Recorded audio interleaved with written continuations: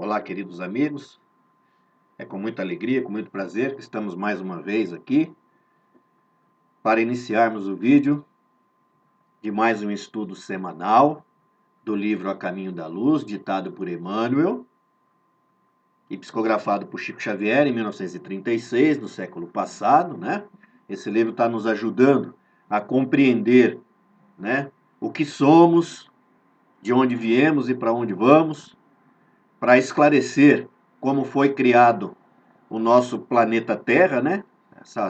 Mais uma morada na casa de Deus, apenas uma das milhões de moradas na casa de Deus, de como foi evoluindo aí o nosso planeta, como ele ficou preparado depois de milhões de anos para nos receber aqui com esse corpo que agora temos, né? E para nos mostrar que Jesus é o diretor do nosso planeta, ele está à frente desde quando se iniciou a criação dessa nova casa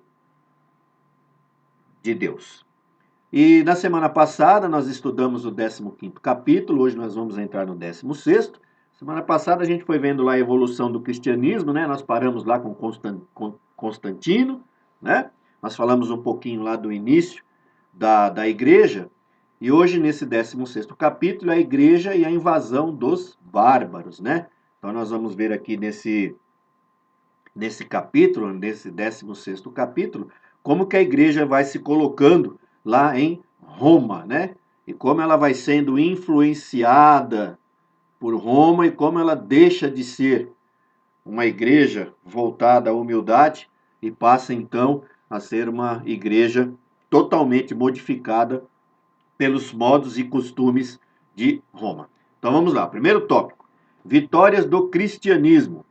Constantino, no seu caminho de realizações, consegue levar a efeito a nova organização administrativa do Império, começada no governo de Diocleciano, dividindo-o em 4 prefeituras, que foram as do Oriente, da Ilíria, da Itália e das Gálias, que, por sua vez, eram divididas em dioceses, dirigidas, respectivamente, por prefeitos e vigários.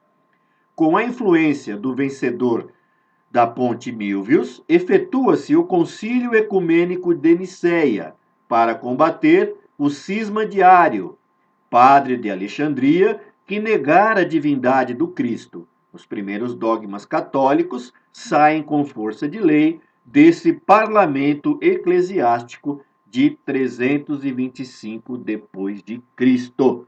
Então, no ano de 325, né?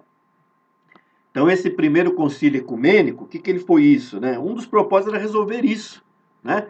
O que esse padre de Alexandria, né, que ele negava a divindade de Jesus, né? Então, foi necessário, eles acharam necessário se reunirem, então, para colocarem algumas normas e dentro dessas normas também se inicia os dogmas da Igreja Católica. Fim do reinado de Constantino, aparecem os seus filhos que não lhe seguem as tradições. Em seguida, Juliano, sobrinho do imperador, eleva-se ao poder, tentando restaurar os deuses antigos, em detrimento da doutrina cristã, embora compreendesse a ineficácia do seu tentame, né? Então ele sabia que era lá muito difícil, mas ele tenta, né? Mas, por volta do ano 381, surge a figura de Teodósio, que declara o cristianismo religião oficial do Estado, decretando simultaneamente a extinção dos derradeiros traços do politeísmo romano. É então que todos os povos reconhecem a grande força moral da doutrina do crucificado, pelo advento da qual milhares de homens haviam dado a própria vida no campo do martírio e do sacrifício. Vendo-se o imperador, em 390, no ano de 390, ajoelhar-se humildemente aos pés de Ambrósio, bispo de Milão, a penitenciar-se das crueldades com que reprimira a revolta dos tessalonicenses, né? Desculpa.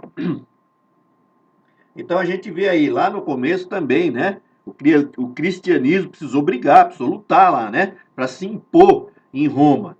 para que então se tornasse realmente a religião oficial de Roma, né? Que a gente lembra que ainda nesse ano de 390, Roma ainda comandava todo aquele império, né?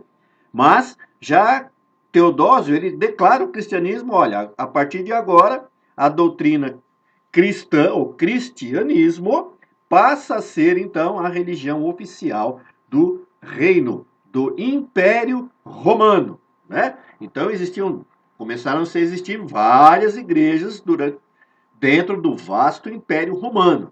E como é que isso, né? Como é que eles vão lidar com isso?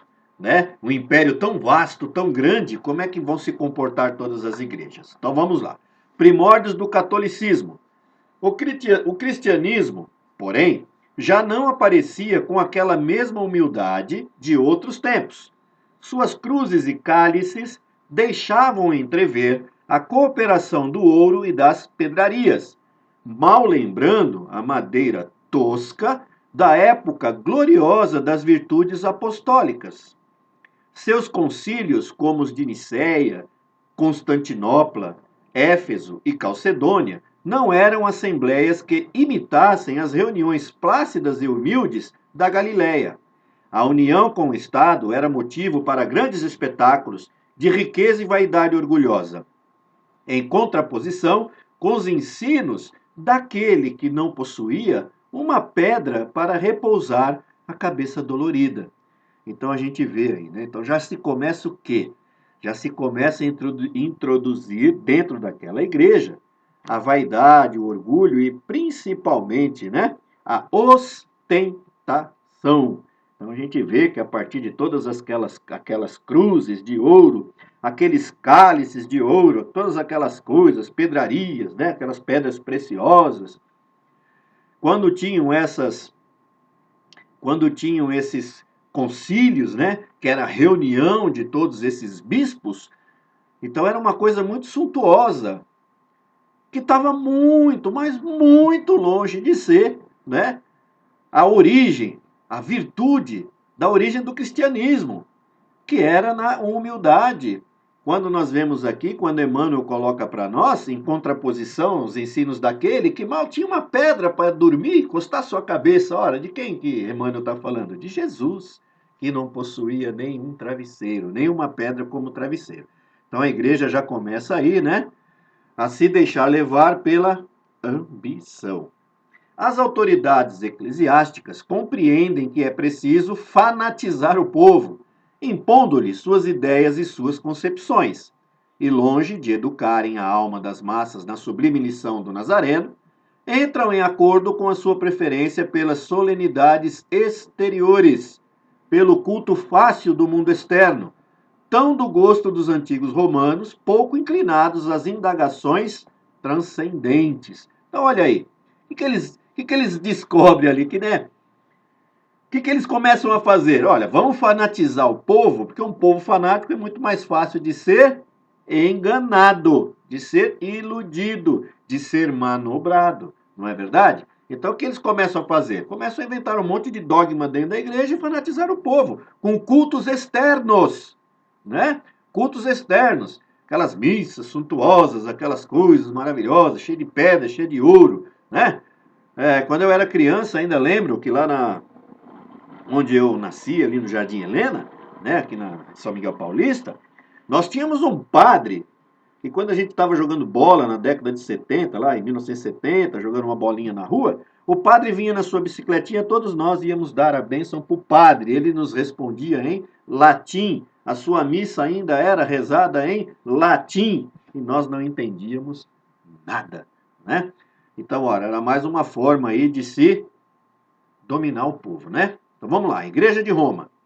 A Igreja de Roma, que antes da criação oficial do papado considerava-se a eleita de Jesus, ao arvorar-se em detentora das ordenações de Pedro, não perdia ensejos de firmar a sua injustificável primazia junto às suas congêneres de Antioquia, de Alexandria e dos demais grandes centros da época.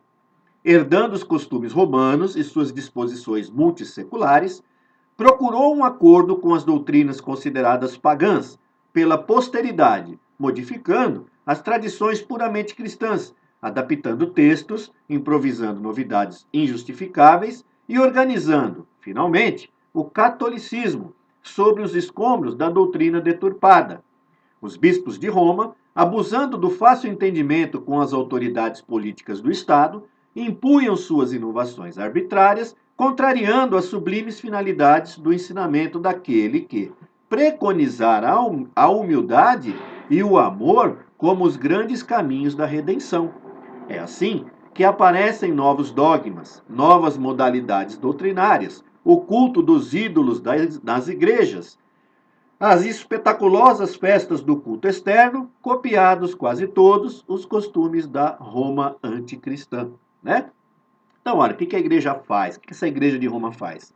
Ela domina, ela consegue se impor, né? Ela consegue se impor às igrejas de Antioquia, de Alexandria e dos demais grandes centros da época. E, né, herda os costumes romanos e suas disposições multisseculares, né? E faz o quê? E faz acordo com algumas, né, doutrinas que eram pagãs. E vão fazendo acordo. Então vai pegando um pouquinho daqui, um pouquinho dali, vamos fazer um show aqui para tal coisa, né? Vamos aí idolatrar tal pessoa e aqui nós vamos moldando e nós vamos ter a supremacia. O que é a supremacia? Nós vamos conseguir mandar, estarmos superiores a todas as outras igrejas, né? E a gente vê vários dogmas da Igreja Católica foram criados por eles, né? Não tem nada a ver, não tem nada a ver com a doutrina do Cristo, né? Eu sei que muitas pessoas católicas, se estiverem assistindo aqui o nosso canal, vão poder, né, torcer o nariz ou ficarem um pouco indignados com o que nós estamos lendo. Mas nós estamos lendo e estudando o livro de Emmanuel. Em momento nenhum, Emmanuel está desrespeitando a igreja. Muito pelo contrário, né? Hoje em dia nós temos um Papa aí, o Papa Francisco, é um Papa que ele está suportando, ele está atravessando, né, uma guerra muito grande dentro do Vaticano, dentro da Igreja Católica, né, com todas as suas atitudes franciscanas, né, com todas as suas atitudes maravilhosas que ele vem tomando, né, realmente um Papa que está muito preocupado, né, com a unicidade de todos, né, e não se trancando só lá dentro do Vaticano, né, e ficando alheio ao que está acontecendo aí fora, né? Mas muito pelo contrário. Hoje a Igreja Católica, graças a Deus, está aí sendo muito bem representada por esse Papa maravilhoso aí. A destruição do Império. A fraqueza e a impenitência dos homens não lhes deixou compreender que o cristianismo fora chamado à tarefa do governo tão somente para educar o sentimento dos governantes, preparando-os para levar o esclarecimento e a fraternidade aos outros povos da terra, então considerados bárbaros pela cultura do império. Não obstante todos os esforços em contrário dos mensageiros de Jesus, Bonifácio III cria o papado em 607. Então, no ano de 607, o Bonifácio III cria o papado, né? Então, vamos criar um papado aí, criaram. Contrapondo-se a todas as disposições de humildade que deveriam reger a vida da igreja. As forças do mal, aliadas à incúria e vaidade dos homens, haviam obtido um triunfo relativo e transitório. Os gênios do espaço, todavia, a claridade soberana da misericórdia do Senhor, reúnem-se no infinito, adotando providências novas concernentes ao progresso dos homens. Todos os recursos haviam sido prodigalizados a Roma, a fim de que as suas expressões políticas e intelectuais se estendessem pelo orbe, abrangendo todas as gentes no mesmo amplexo de amor e de unidade. Sua alma coletiva, no entanto, havia deturpado todas as possibilidades sagradas de edificação e renegado todos os grandes ensinamentos. Advertências penosas não lhe faltaram do alto, como nos acontecimentos inesquecíveis e dolorosos do Vesúvio, nas cidades da Campânia. Séculos de luta e de ensinamento se haviam escoado sem que a alma do império se compenetrasse dos seus deveres necessários. É então que Jesus determina a transformação do império organizado e poderoso. Suas águias orgulhosas haviam singrado todos os mares. O Mediterrâneo era propriedade sua. Todos os povos se lhe curvavam para a homenagem e para a obediência. Mas uma força invisível arrancou-lhe todos os diademas, tirou-lhe as energias e lhe reduziu as glórias a um punhado de cinzas. Até hoje, o espírito que investiga o passado inquire o motivo desses sinistros arrasamentos, mas a verdade é que todos os fundamentos da terra residem em Jesus Cristo. Então, olha aí, Jesus Cristo, desde lá do começo, desde o capítulo 1 que a gente está estudando, né?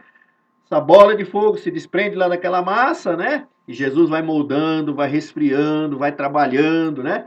Vai formando, então formam-se os mares, e a coisa vai resfriando, aí forma-se a terra, né? Forma-se a vegetação, aí começa a vir lá a vida nos mares, do mar para a terra, né? Fica água e terra, depois só terra, água e terra, mas um fica na água, outro já vive mais na terra, e foi evoluindo, e chega o nosso tempo, sempre lembrando que quem manda é Jesus, né?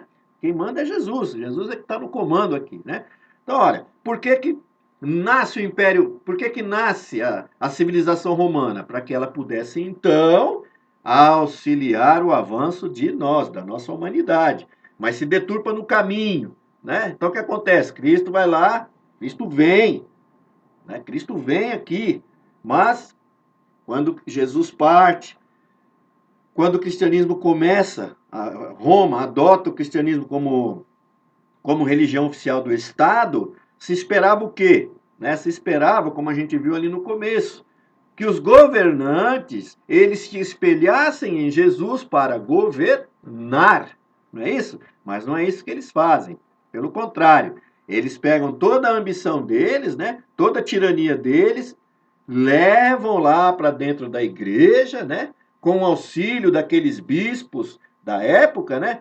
Colocam tudo isso dentro da igreja e moldam então a igreja de Roma, né? Para que eles pudessem se perpetuar no poder. E Jesus então se vê obrigado novamente a intervir, né? E nós vamos ver aí que esse é o motivo da queda do Império Romano, né? Então era impossível continuar por ali, daquele jeito. Então tem que ter uma reviravolta. E essa reviravolta que nós vamos ver agora com a invasão dos bárbaros.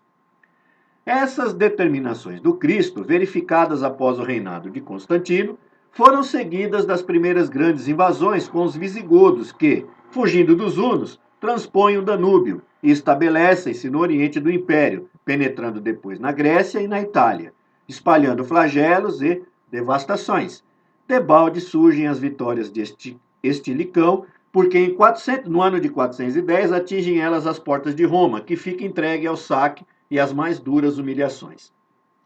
No ano de 405, é Radagásio que parte à frente de 200 mil soldados em demanda da cidade imperial, sendo vencido, porém, roubando as mais fortes economias romanas.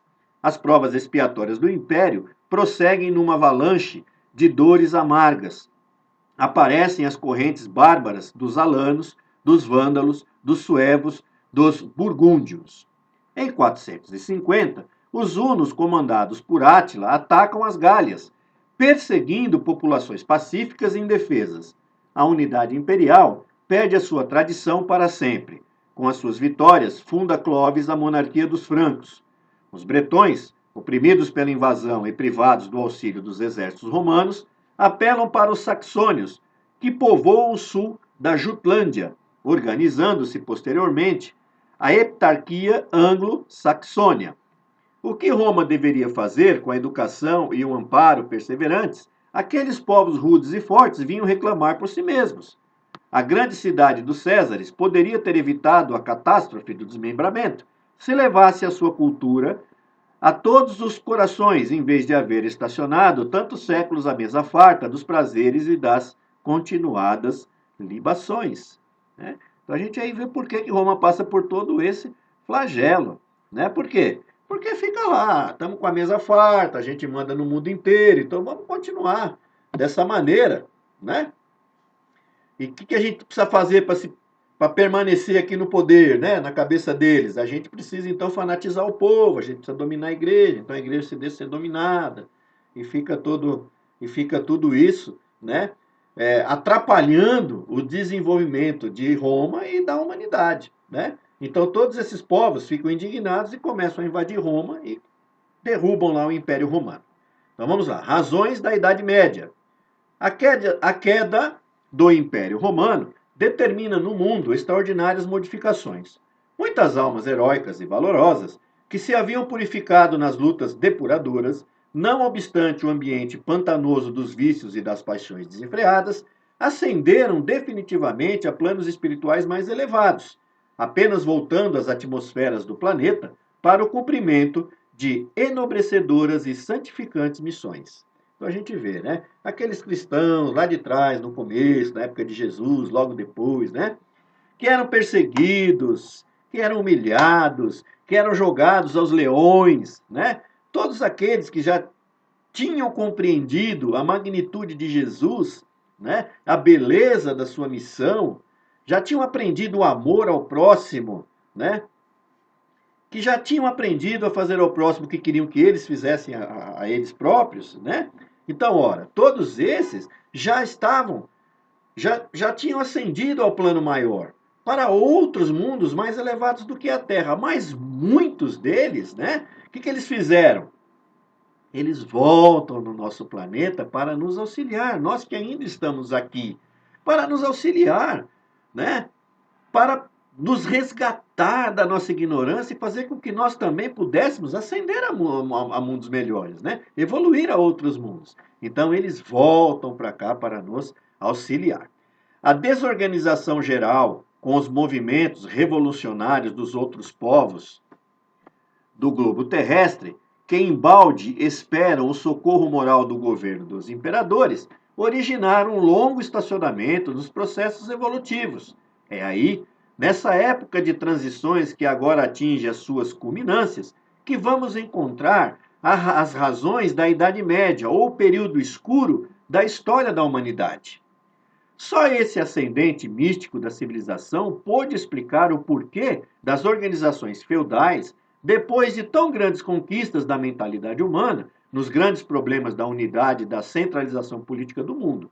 É que um novo ciclo de civilização começava sob a amorosa proteção do Divino Mestre, e as últimas expressões espirituais do grande império retiravam-se para o silêncio dos santuários e dos retiros espirituais para chorar na solidão dos conventos, sobre o cadáver da grande civilização que não soubera promover o seu glorioso destino. Então a gente vê, né, que lá na Idade Média, né, tem aquele período, né, um período escuro na história da humanidade, que era na Idade Média.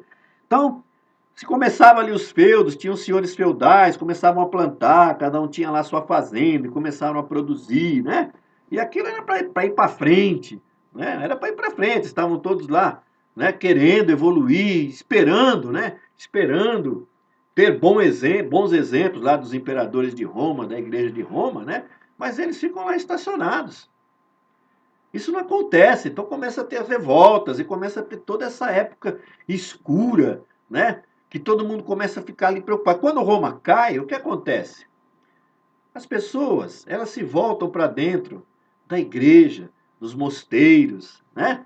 Eles voltam lá para dentro e acham que ali eles vão conseguir, né? Ah, aqui nós vamos atingir o céu, eu não estou pecando, eu não estou fazendo nada, só estou aqui dentro, né?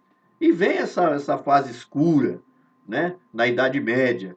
Eles ficam retidos lá dentro. Olha, não entenderam nada do que Jesus falou. Jesus, em momento algum, Jesus se negou a auxiliar o próximo, a nos dar exemplos de amor e de bondade.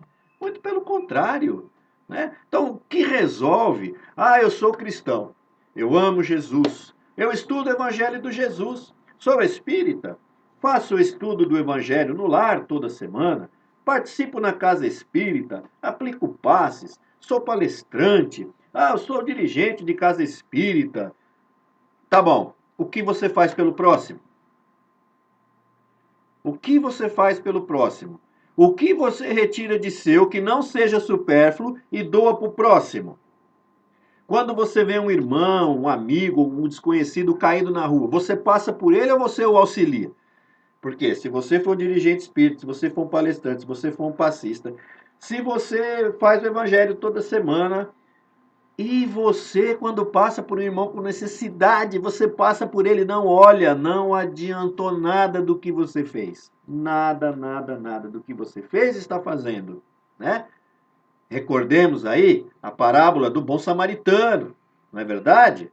Então, olha, o que adianta, né? A gente se intitular cristão, eu leio o Evangelho de Jesus, eu sigo o Evangelho de Jesus, mas não o pratico, então não resolve nada, né? É melhor não ler e praticar.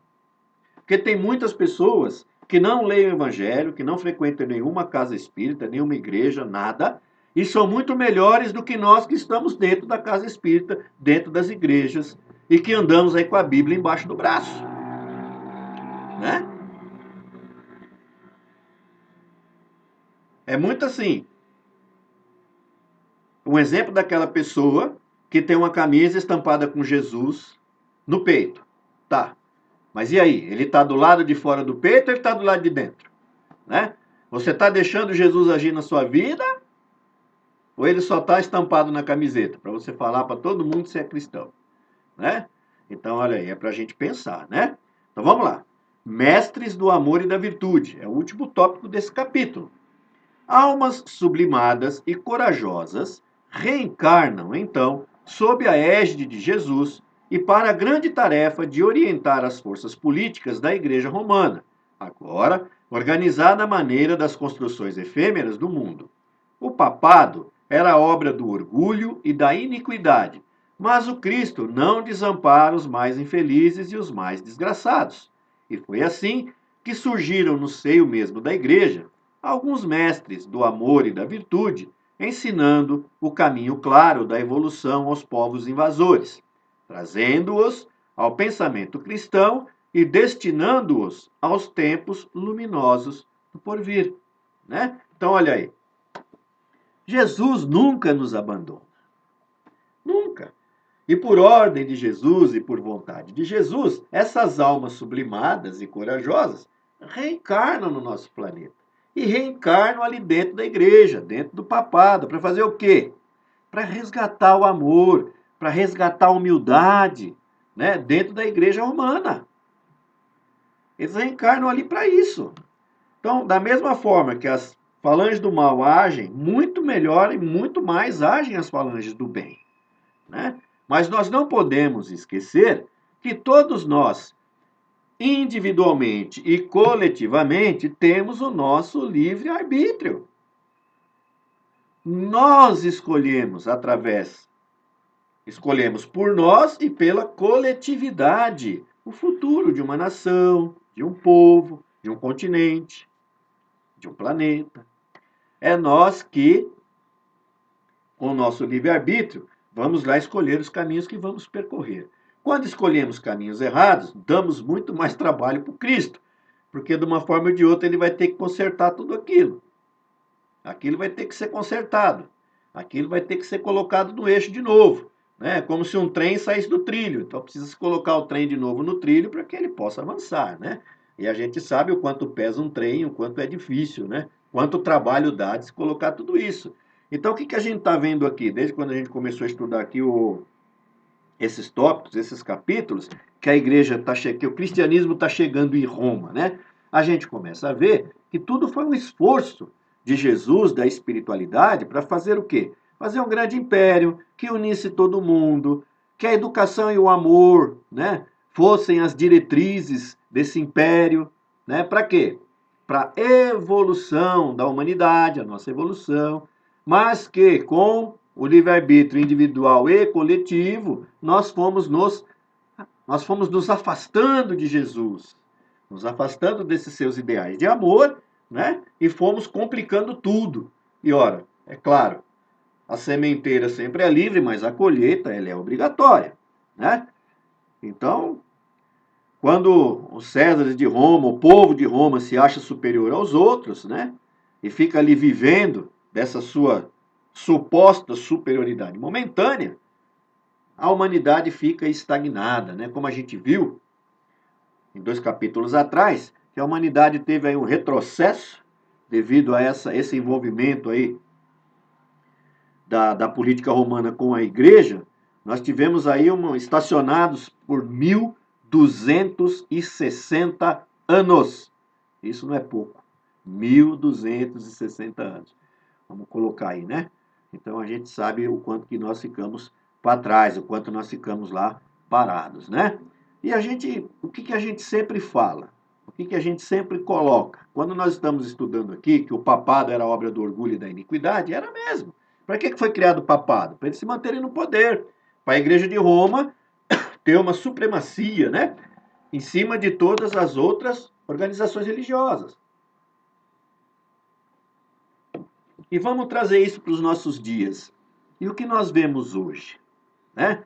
E o que nós vemos hoje nas religiões? Olha aí, quando a gente lê almas sublimadas e corajosas reencarnam, nós podemos falar aí de Allan Kardec, que reencarnou para nos trazer essa maravilhosa doutrina espírita, a codificação da doutrina, Chico Xavier, né? Divaldo Pereira Franco, Irmã Dulce, né? Teresa de Calcutá, Francisco de Assis, Agostinho, né? Todos eles são almas sublimadas que voltam para cá para nos auxiliar. O Papa Francisco agora, que está tentando essa unicidade da igreja, né? Fazer com que a igreja seja um pouco mais solidária, tirar esses dogmas, alguns dogmas da igreja que vai ser muito difícil, mas está tentando, não é verdade? E o que a gente vê também ainda, né? São muitos trabalhadores das legiões do mal, que são esses falsos profetas, que estão aí enganando o povo, erguendo aí palácios, igrejas suntuosas, né? Com dinheiro que pegam dos miseráveis, colocando para o povo um Deus da riqueza. Onde é que está esse Deus? Que Deus é esse? Vem para cá que nós vamos fazer uma corrente. Nós vamos fazer uma corrente para a riqueza. Quem participar da nossa corrente vai ficar rico da noite para o dia. Aonde, gente? A gente só consegue ter um pouco de estabilidade financeira ou qualquer outro tipo de estabilidade na nossa vida quando a gente trabalha para isso. Você vai ter uma estabilidade financeira quando você passa a gastar menos do que você recebe. Quando você passa a se endividar menos. Quando você começa a colocar objetivos. Ah, eu tenho o objetivo de comprar uma casa, então eu vou trabalhar para comprar uma casa. Vou guardar um pouquinho por mês. Quanto mais eu conseguir guardar, mais rápido eu vou comprar minha casa. Quanto mais demorar, mais demorado vai. Mas vai ser com esforço. Não vai ser indo em determinada igreja ou qualquer outro lugar que seja e dando lá uma parte do que você ganha que Deus vai te dar uma casa. Não vai. Todas as organizações religiosas necessitam de dinheiro para se manter. Mas espera aí, né? Vamos pegar devagarzinho. Quanto dinheiro precisa para se manter? Bilhões? Claro que não, né? Toda casa espírita, toda casa religiosa, ela tem um custo. Com água, luz, imposto, né? Melhorias. Mas isso não quer dizer que todo mundo tem que ir lá e deixar o couro. Isso não existe, né? Então o que a gente vê? A gente vê a igreja de Roma trilionária, a gente vê as igrejas protestantes evangélicas trilionárias e o povo sendo explorado, passando fome. Ora, era essa a doutrina de Jesus? Foi esse Deus que Jesus nos apresentou? Foi esse Deus que Kardec reforçou para nós com a codificação da doutrina espírita? É claro que não. É claro que não. Então, se Jesus voltasse hoje, ele iria concordar com tudo que está aí? Claro que não. Claro que não ia. Ia bater de frente com tudo? Claro que ia. E o que aconteceria com Jesus novamente?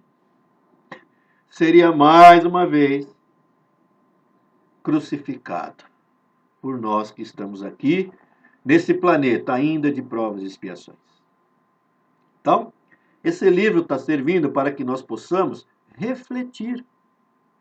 O que Emmanuel quis, né? Qual foi a tarefa de Emmanuel? Qual foi o intuito da espiritualidade quando nos trouxe esse livro em 1936, né?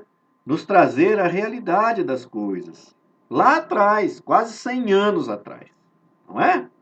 Nos trazer a realidade. Vamos deixar de acreditar nesses dogmas. Vamos realmente colocar para fora o nosso entendimento de um Deus que é todo poder, bondade e justiça. E se um Deus é justo, a gente só pode acreditar na justiça de Deus e um Deus justo bom e amoroso quando nós acreditamos na reencarnação do Espírito. Então a gente precisa deixar de lado esse negócio da ressurreição da carne, né? Isso não existe. A própria igreja lá atrás, ela pregava a reencarnação do Espírito. Aí se molda a vontade do homem e se tira a reencarnação do Espírito e se volta para a ressurreição da carne. Então a gente precisa parar. A gente precisa parar para pensar um pouquinho. A gente estuda, nós estamos estudando o livro para isso, né? Para dar um start na gente. Mas peraí, o que está acontecendo, né? Que cristão é esse que faz arminha? Né? Que cristão é esse que faz arma? Gente, uma arma de fogo, ela serve para quê? Para tirar a vida de um ser humano. Então, como é que eu, acreditando em Jesus, sendo cristão, vou fazer símbolo de arma de fogo? Vou ter uma arma de fogo para matar o outro. Ah, mas o outro estava pulando o muro da minha casa. Mas é uma pessoa, é um ser humano. Isso me dá o direito de tirar a vida dele? É claro que não. É claro que não. Então a gente precisa, mais do que nunca, né? A gente precisa ficar atento a tudo isso. Que tipo de cristão nós somos, né? Ora, será que eu sou mesmo um cristão? Eu estou seguindo a doutrina do Cristo ou não? Né? A gente precisa. A gente não pode ficar em cima do muro. A gente tem que descer do muro. Nós não podemos ficar em cima do muro, né? A gente precisa descer. E descer do muro no lado certo, no lado de Jesus, né? Então, a nossa pretensão aqui jamais será, foi ou será menosprezar qualquer outra religião, né? Muito pelo contrário, né? O nosso intuito aqui, né? A nossa missão é de estudarmos juntos e compreendermos juntos a magnitude de Jesus e da sua mensagem de amor. Essa, né? Essa é a nossa verdadeira o nosso verdadeiro intuito, o nosso verdadeiro propósito. E nós estamos aqui todas as semanas estudando esse maravilhoso livro do ditado por Emmanuel, psicografado por Chico Xavier, Caminho da Luz, né? Então vamos aí continuando com o nosso estudo, vamos refletindo, a gente vem aqui uma vez por semana, um capítulo por semana, até estou pensando aí, né? De repente conversar com as pessoas aí para ver se a gente traz 2 capítulos por semana para a gente dar uma acelerada no livro, né? Ou se a gente vai fazendo um por semana para a gente ficar aí raciocinando, pensando, né? A gente ficar pensando no que nós estudamos durante a semana, né? Refletindo, mas é muito importante. Então, mais importante do que tudo é que nós possamos continuar com os nossos pensamentos sempre elevados a Deus e quando formos tomar qualquer tipo de atitude, né? Qualquer decisão, qualquer ação que nós formos tomar, vamos parar um pouquinho antes de pensar, né? Ora, mas o que eu estou fazendo está correto, né? É bom para mim, é bom para o outro, né? Ah, estou vendendo aquele carro, mas espera aí, qual é o valor real daquele carro, né? Ou daquela casa, né? Vamos vender por um valor justo, né? Nem muito para cima, nem muito para baixo, colocar num valor real que as pessoas possam, né? Que a gente possa fazer um bom negócio, né? Mas que a gente não venha lesar ninguém, né? Porque não adianta a gente ter uma caneta que vale R$ 1 e querer empurrar por outro por 3 e sair falando, ah, mas eu sou bom de negócio, valia 1, vendi por 3, né? Isso não resolve. Não é verdade? A gente precisa em todos os nossos atos, né? Lembra lá quando a gente fala nas palestras, nas casas espíritas, que a gente sempre aprende, né? A dúzia de 12, né? Quando vamos lá na feira comprar laranja, né? Aí a gente vai uma semana, vai outra semana, vai outra semana, a gente vai na mesma banca, né? A gente acaba ficando freguês daquela banca e o dono então tem aquela, né? Aquela confiança em nós. Ah, pode pôr na sacola. Aí a gente, em vez de pôr 12, põe 13, né? 14, né? E fala que pôs 12, né? Ó, nós estamos enganando quem, gente, né? Ou lá no português da padaria, quando a gente gasta R$ 1 lá, né? A gente dá 10, o cara volta a troco de 100, né? Em vez de voltar R$ 9, ele volta a 99, né? Ah, mas o português da padaria é rico, não importa, é dele, né? A gente precisa devolver lá e ficar só com o que é nosso, né? Esse é o intuito, esse é o princípio do Cristo, né? E a gente precisa ter isso. Então, mais uma vez, é com muito prazer que a gente está aqui, é uma alegria muito grande, né? Da gente estar fazendo essa live aqui falando do livro, né? E hoje eu estou com a camisa do Corinthians, porque afinal de contas, né? Nós somos cristãos, mas nós também podemos gostar de futebol. Nós não podemos desrespeitar os nossos adversários, enxergar em nossos adversários apenas adversários esportivos, né? E não com qualquer uma ou qualquer outra diferença que faça com que nós odiemos uns aos outros por causa de futebol ou de qualquer outra coisa, né? Então nós somos espíritas, católicos, evangélicos, mas nós temos o nosso time de coração, né?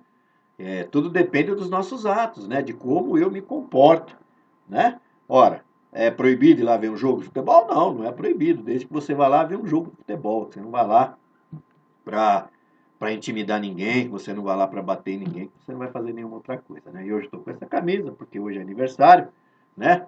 Do nosso querido Corinthians, né? Hoje o Corinthians está aí fazendo 110 anos de existência, e é por isso que hoje, então, nós gravamos a live aí com essa camisa do Corinthians, que é a camisa do Dr. Sócrates, que representa a democracia corintiana, né? A lei de igualdade perante todos, né?